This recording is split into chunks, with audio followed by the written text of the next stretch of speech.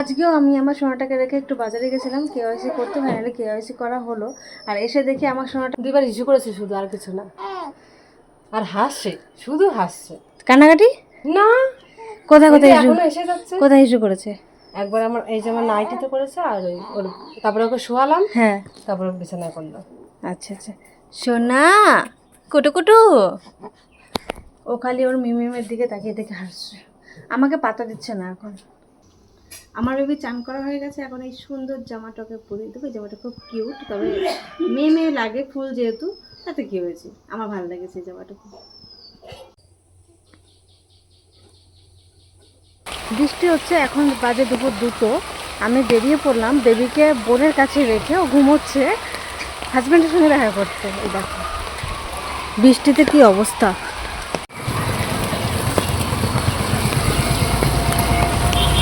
তোমার ব্যাগ কই? ও, তুমি এই অবস্থা করে নিয়েছো, দাও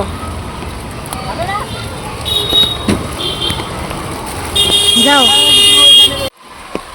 আমার কিন্তু কোনো চিন্তা নেই, এই যে ডাইপার টানতে গেছিলাম হাজব্যান্ডের সঙ্গে দেখা করে, এটা দিব, মানে কোনো চিন্তা নেই যে এই কারণে যে বেবি ঘুম হচ্ছে উঠে যাবে, একটু চিৎকার চেঁচামেচি করবে, কান্নাকাটি করবে, তা না। মানে আমার বুড়ো ঠিক সামলে নেবে, যদি করেও সেটা আমার বুড়ো ঠিক সামলে নেবে, ওই জন্য কোনো চিন্তা নেই। এই দেখো বৃষ্টিতে জল বেঁধে গেছে।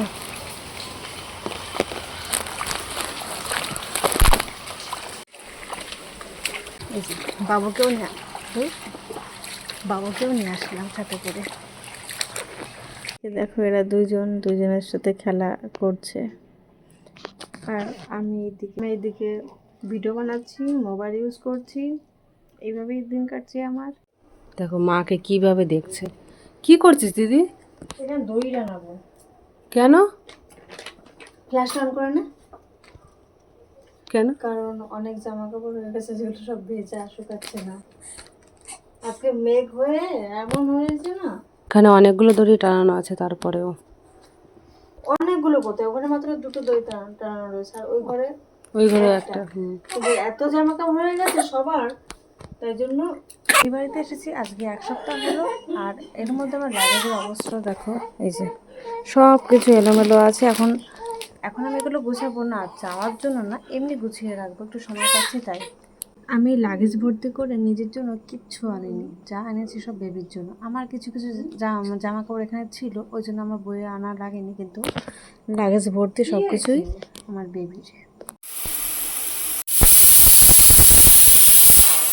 আজকে আমাদের বাড়ি ভর্তি লোক, মানে আমরা ফ্যামিলিতে 5 জন মেম্বার ছিলাম, তো 5 জন আছে, আর এক্সট্রা করে আমার